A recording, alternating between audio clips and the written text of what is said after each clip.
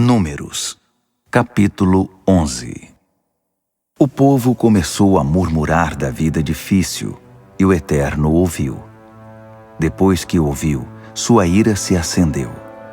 Então irrompeu um fogo que queimou as extremidades do acampamento.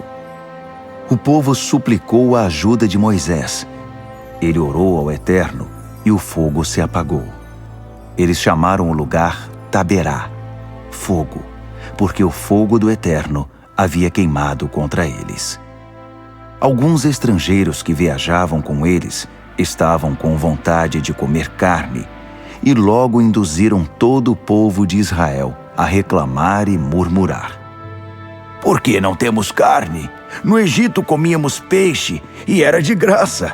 Sem falar dos pepinos, das melancias, dos alhos porós, das cebolas e dos alhos. Mas aqui nada tem gosto. Tudo que comemos é maná, maná, maná. O maná era uma substância parecida com sementes e brilhante como resina. O povo o ajuntava e usava pedras para moê-lo ou o socava no pilão. Ele era cozido na panela e também faziam bolos com ele. O gosto era de bolo amassado com azeite de oliva. Quando o orvalho caía sobre o acampamento à noite, o maná caía como orvalho. Moisés ouviu a queixa, todas aquelas famílias reclamando à porta das tendas, e a ira do Eterno se acendeu. Moisés percebeu que as coisas iam muito mal. Moisés perguntou ao Eterno: Por que me tratas dessa maneira? O que eu fiz para merecer isso? Acaso fui eu que os concebi? Fui eu a mãe deles? Portanto, por que lanças a responsabilidade por esse povo sobre mim? Por que tenho de carregar esse povo por aí como uma mãe carrega um bebê até a terra que prometeste aos antepassados deles? Onde vou achar carne para todo esse povo que está se queixando a mim? Queremos carne. Você tem de nos dar carne. Não posso fazer isso sozinho. Conduzir esse povo é pesado demais para mim. Se é assim que vais me tratar, por favor, me mata. Já vivi o suficiente. Para mim chega. Tira-me daqui. O Eterno disse a Moisés: Escolha e reúna 70 homens entre os líderes de Israel, que sejam respeitados e responsáveis. Leve-os à tenda do encontro. Eu os encontrarei lá. Descerei ali e falarei com você. Tirarei um pouco do espírito que está sobre você e porei sobre eles. Dessa forma, receberão capacidade para assumir parte do fardo desse povo. Você não terá de carregar tudo sozinho. Diga ao povo: consagrem-se, preparem-se, pois amanhã vocês comerão carne. Vocês têm choramingado ao Eterno. Queremos carne, você tem de nos dar carne. Nossa vida no Egito era muito melhor. Pois o Eterno ouviu suas queixas e dará carne a vocês. Vocês comerão carne com certeza. E não apenas um dia, nem mesmo 2, 5, 10 ou 20, mas um mês inteiro. Vocês comerão carne até que ela saia pelas suas narinas. Ficarão tão cheios e enjoados de carne que vomitarão diante da simples menção dela. E sabem por quê? Porque vocês rejeitaram o Eterno, que está aqui entre vocês, e se queixaram a ele, dizendo: Por que tivemos de sair do Egito? Moisés retrucou: Estou aqui cercado por 600.000 homens e dizes: eu darei carne para eles, carne todos os dias durante um mês. De onde sairá toda essa carne? Mesmo que todo o gado e todos os rebanhos sejam abatidos, será o suficiente? Mesmo que todos os peixes do mar fossem pegos, seria o bastante? O Eterno respondeu a Moisés: Então, você acha que não consigo tomar conta de vocês? Você logo verá se o que eu digo acontecerá ou não. Moisés saiu e contou ao povo o que o Eterno tinha dito. Ele convocou 70 líderes e os posicionou em volta da tenda. O Eterno desceu numa nuvem e falou a Moisés. Depois, tomou do espírito que estava nele e o distribuiu entre os 70 líderes. Quando o espírito desceu sobre eles, eles profetizaram, mas não continuaram a profetizar. Isso aconteceu apenas uma vez. Enquanto isso, 2 homens, Eldade e Medade, estavam no acampamento. Eles eram líderes, mas não tinham deixado o acampamento para ir à tenda. Mesmo assim, o Espírito veio sobre eles, e eles começaram a profetizar no acampamento. Um jovem correu e contou a Moisés: Eldade e Medade estão profetizando no acampamento. Josué, filho de Num, que era auxiliar de Moisés desde a juventude, disse: Moisés, Senhor, mande-os parar. Mas Moisés disse: Você está com ciúme por mim? Eu queria que todo o povo do Eterno fosse profeta. Eu queria que o Eterno pusesse seu espírito em todos eles. Então Moisés e os líderes de Israel voltaram ao acampamento. Um vento enviado pelo Eterno trouxe codornizes do mar, e elas caíram sobre o acampamento, a uma altura de 90 centímetros, num raio de 1 dia de caminhada em todas as direções. Todo aquele dia, aquela noite e o dia seguinte, o povo ajuntou codornizes, montes enormes de codornizes. O israelita menos esperto ajuntou 10 barris. Eles as espalharam por todo o acampamento para que secassem. Mas enquanto ainda estavam mastigando as codornizes, mal tendo engolido o primeiro bocado, a ira do Eterno se acendeu contra o povo. Ele os feriu com uma praga terrível. Eles chamaram o lugar Kibirote Hataavá, túmulos do desejo. Ali eles enterraram as pessoas que queriam muito comer carne. De Kibirote Hataavá, eles partiram para Azerote e lá ficaram. Números, capítulo 12. Miriam e Arão começaram a se queixar de Moisés. Falaram mal dele porque ele tinha se casado com uma etíope. Diziam: será que o Eterno fala apenas por meio de Moisés? Ele não poderia falar por meio de nós também? Mas o Eterno ouviu a conversa. Ora, Moisés era um homem comedido e humilde, mais que qualquer pessoa que havia na terra.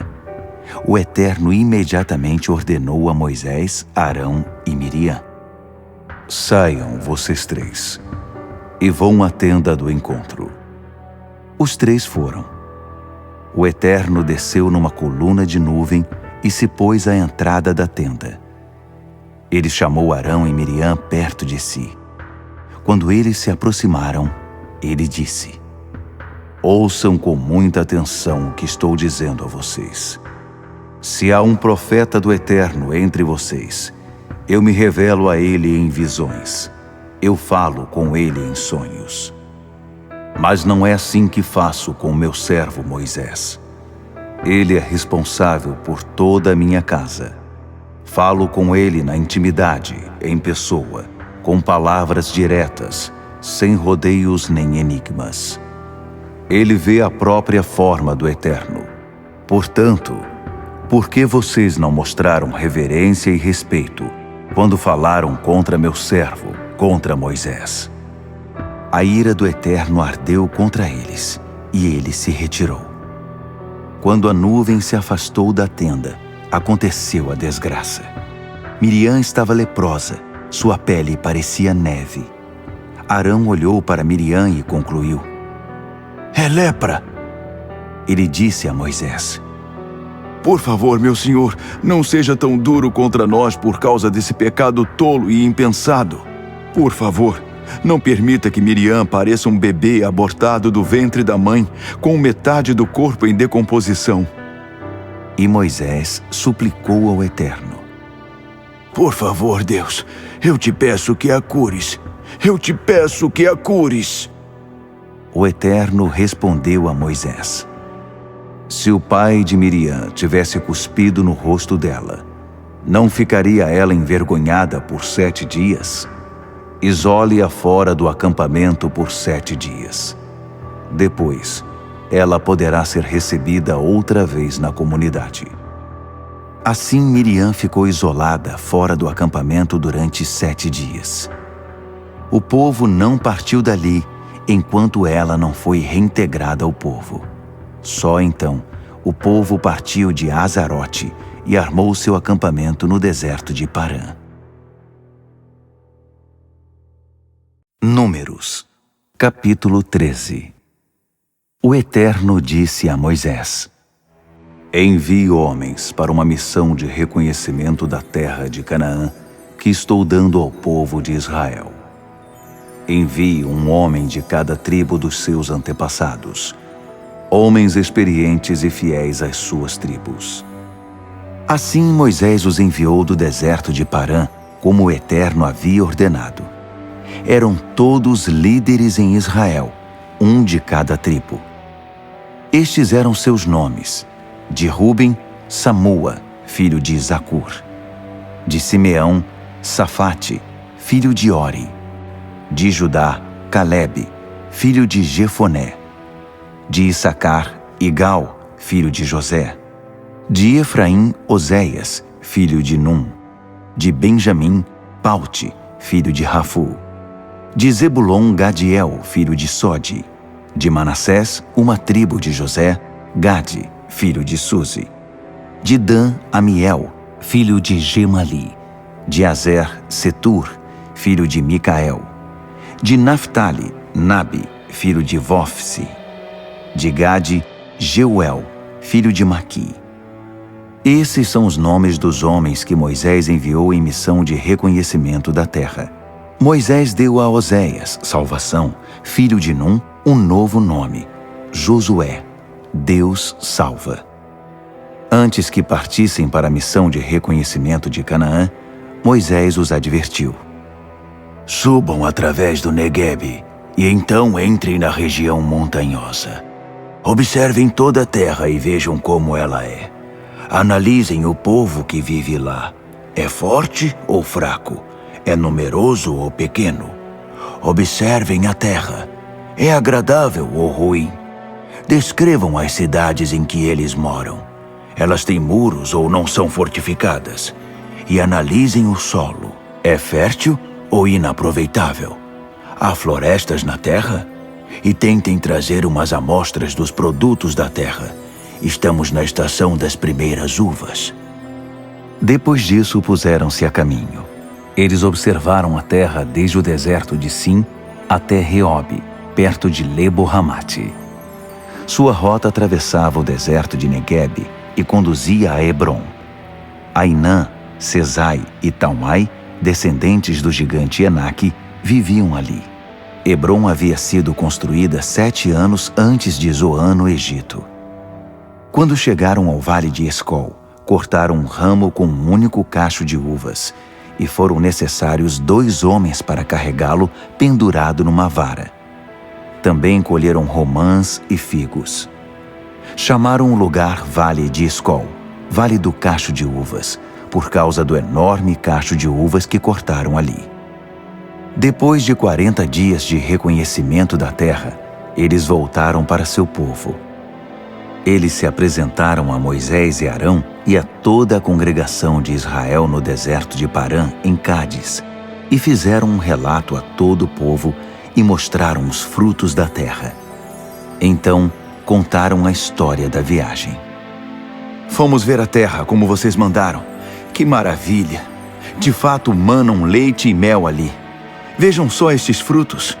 O único problema é que o povo que vive lá é cruel e suas cidades são enormes e bem fortificadas.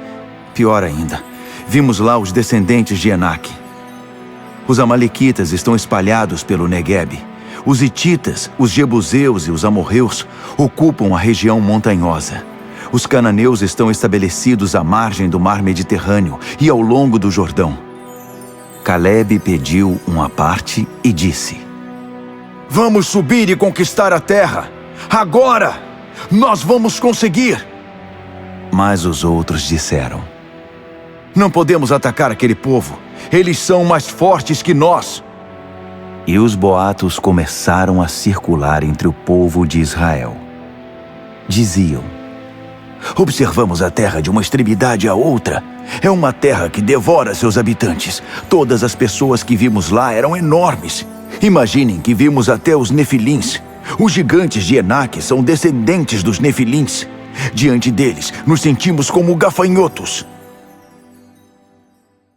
Números, capítulo 14. Toda a comunidade se alvoroçou e chorou a noite toda. E todo o povo de Israel murmurou contra Moisés e Arão. Os israelitas começaram a se queixar. Por que não morremos no Egito? Ou então no deserto? Porque o Eterno nos trouxe para cá. Foi para nos matar aqui? Nossas esposas e filhos serão tomados como reféns. Por que não voltamos para o Egito agora mesmo? E logo estavam todos dizendo uns aos outros: Vamos escolher um novo líder. Vamos voltar para o Egito. Então Moisés e Arão se prostraram com o rosto em terra diante de toda a comunidade, reunida numa assembleia de emergência. Josué, filho de Num, e Calebe, filho de Jefoné, integrantes do grupo de reconhecimento da terra, rasgaram suas roupas e fizeram o seguinte pronunciamento ao povo reunido ali: A terra que atravessamos e observamos é muito boa. Boa mesmo. Se o Eterno se agrada de nós, Ele nos fará entrar nessa terra, uma terra em que manam leite e mel, como eles dizem. E Ele nos dará essa terra. Só não se rebelem contra o Eterno, e não tenham medo daquele povo. Eles serão um café pequeno para nós. Eles não têm proteção alguma, e o Eterno está do nosso lado. Não tenham medo deles. Mas a comunidade, já se armando, começou a falar em apedrejá-los. Foi exatamente nesse momento que a glória do Eterno apareceu na tenda do encontro, e todos os israelitas a viram. O Eterno disse a Moisés: Quanto tempo esse povo ainda vai me tratar como lixo? Quanto tempo ainda vão se negar a confiar em mim? E depois de todos os sinais que fiz no meio deles, para mim chega. Vou feri-los com uma praga e matá-los.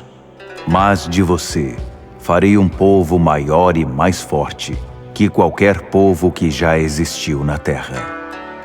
Mas Moisés disse ao Eterno: Essa notícia chegará aos ouvidos dos egípcios. Dirão que libertaste esse povo do Egito com grande demonstração de poder para fazer isso com eles. Os egípcios vão espalhar isso pelo mundo inteiro.